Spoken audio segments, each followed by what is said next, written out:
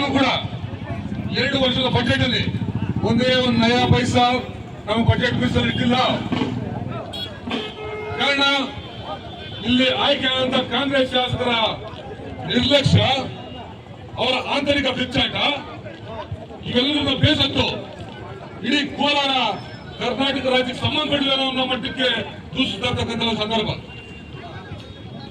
ಸಾಮಾನ್ಯ ಮುಖ್ಯಮಂತ್ರಿಗಳು ತೇರಳ್ಳಿ ವ್ಯಕ್ತಿ ಕಾರ್ಯಕ್ರಮ ಬರ್ತಾರೆ ಅಂತಂದ್ರೆ ಅದಕ್ಕೆ 5 ಕೋಟಿ ರೂಪಾಯಿ ಅನುದಾನ ಬಿಡುಗಡೆ ಮಾಡಿ ರಸ್ತೆ ಬಿಟ್ಟರೆ ಇದುವರೆಗೂ ಕೋಲಾರಕ್ಕೆ ಯಾವುದೇ ಮಂಜೂರಾಗಿಲ್ಲ, ಗುರುತು ಮಾಡತಕ್ಕಂಥ ಮಂಜೂರಿ ಯಾವಾಗಿಲ್ಲ. ರಸ್ತೆಗಳು ಹಳ್ಳಿಗಳೆಲ್ಲ ಕುಂಟೆಗಳಾಗಿದ್ದಾವೆ, ಆಸ್ಪತ್ರೆಗಳು ಕಸಾಯಿಖಾನೆಗಳಾಗಿದ್ದಾವೆ, ಶಿಕ್ಷಣ ಇಲಾಖೆ ಸರ್ಕಾರಿ ಶಾಲೆಗಳು ಇವತ್ತು ಸಹ ಯುದ್ಧ ಸ್ಥಿತಿ ಬಂದಿದೆ. ಸರಿಯಾದ ಸಮರ್ಪವಾದ ಮೂಲಭೂತ ಸೌಕರ್ಯಗಳಿಲ್ಲ, ಜೊತೆಗೆ ಶಿಕ್ಷಕರ ನೇಮಕಾತಿ ಆಗಿಲ್ಲ, ಅನೇಕ ಇಲಾಖೆಗಳಲ್ಲಿ ನೇಮಕ ಆಗದೆ ನೆನೆಗುದಿ ಬಿದ್ದಿದೆ. ಭ್ರಷ್ಟಾಚಾರ ತುಂಬಿ ತುಳ್ತಾ ಇದೆ, ಲಂಚ ತುಂಬಿ ತುಳ್ತಾ ಇದೆ.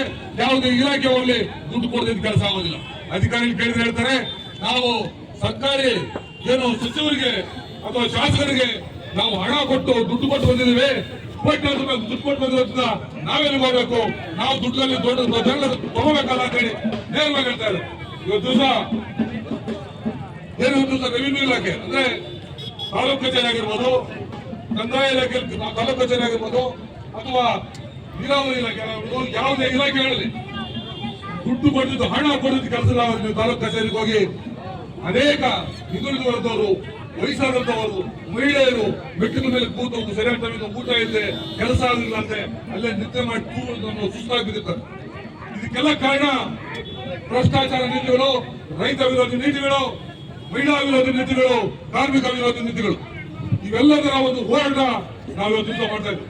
ಆದ್ರೆ ಕಪ್ಪ ಚರ್ಮದ ಸರ್ಕಾರ ಕಿವಿ ಕೇಳಿಸೋದಿಲ್ಲ, ಕಣ್ಣು ಕಾಣಿಸೋದಿಲ್ಲ, ಆ ಮಟ್ಟಕ್ಕೆ ಹೋಗಿದೆ. ಇವತ್ತು ದಿವಸ ದೊಡ್ಡ ಮಟ್ಟದ ಹೋರಾಟ ಇಟ್ಕೊಂಡು ಕೂಡ ನಮ್ಗೇನು ಸಂಬಂಧ ಇಲ್ಲದ ರೀತಿಯಲ್ಲಿ ಇರ್ತಕ್ಕಂಥ ಒಂದು ಕೆಟ್ಟ ಸರ್ಕಾರ.